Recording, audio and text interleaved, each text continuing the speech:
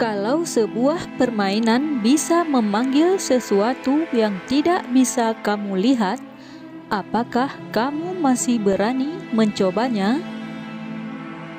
Di Indonesia, ada satu permainan yang namanya dikenal hampir di setiap daerah. Sebuah permainan yang terlihat sederhana, tetapi memiliki reputasi yang membuat banyak orang merinding. Namanya jelangkung. Dan yang membuatnya menyeramkan bukan karena cara memainkannya, melainkan karena apa yang dipercaya bisa datang setelah permainan itu dimulai. Konon, jelangkung sudah dikenal sejak puluhan tahun lalu, bahkan sebelum internet dan media sosial ada.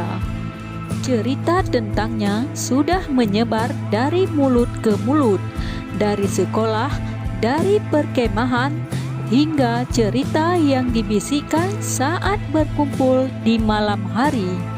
Dan anehnya, meski banyak orang menganggapnya hanya permainan, tidak sedikit yang mengaku mengalami sesuatu yang sulit dijelaskan, sesuatu yang dimulai hanya dari rasa penasaran. Dalam versi yang paling dikenal, jelangkung dibuat menggunakan boneka sederhana. Tubuhnya dirakit dari benda-benda yang mudah ditemukan. Lalu, sebuah pensil ditempatkan di tangannya. Setelah itu, orang-orang yang ikut bermain akan mengucapkan sebuah kalimat yang sangat terkenal. Jelangkung, jelangsek di sini. Ada pesta kecil-kecilan. Datang tak dijemput, pulang tak diantar. Dan setelah kalimat itu selesai diucapkan, semua orang mulai menunggu, karena menurut cerita, sesuatu mungkin sedang mendengarkan. Awalnya, biasanya tidak terjadi apa-apa.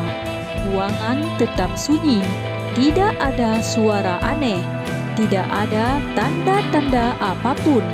Namun justru di saat itulah rasa takut mulai muncul, karena setiap detik yang berlalu membuat orang bertanya-tanya, apakah permainan itu benar-benar kosong atau ada sesuatu yang sedang mendekat. Dan di banyak cerita, bagian yang paling menyeramkan terjadi setelahnya. Konon, boneka itu mulai bergerak sangat pelan, hampir tidak terlihat. Lalu pensil di tangannya mulai menulis, menjawab pertanyaan demi pertanyaan. Sebagian orang percaya gerakan itu hanya berasal dari tangan para pemain.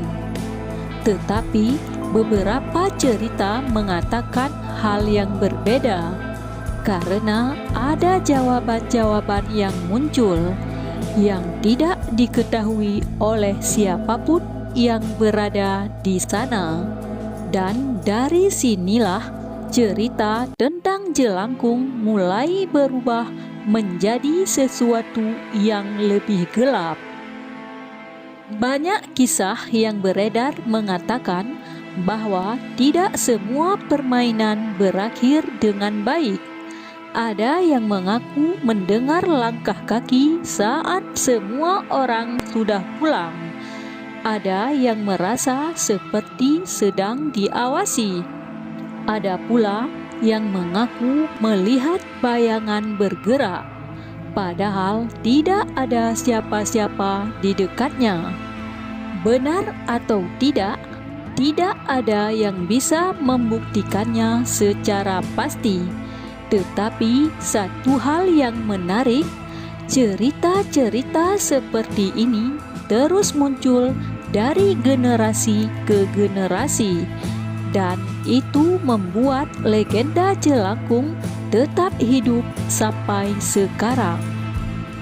Namun bagian yang paling membuat orang merinding bukanlah saat sesuatu datang, melainkan saat permainan harus diakhiri. Karena menurut kepercayaan yang berkembang, apa yang dipanggil harus dipersilahkan pergi.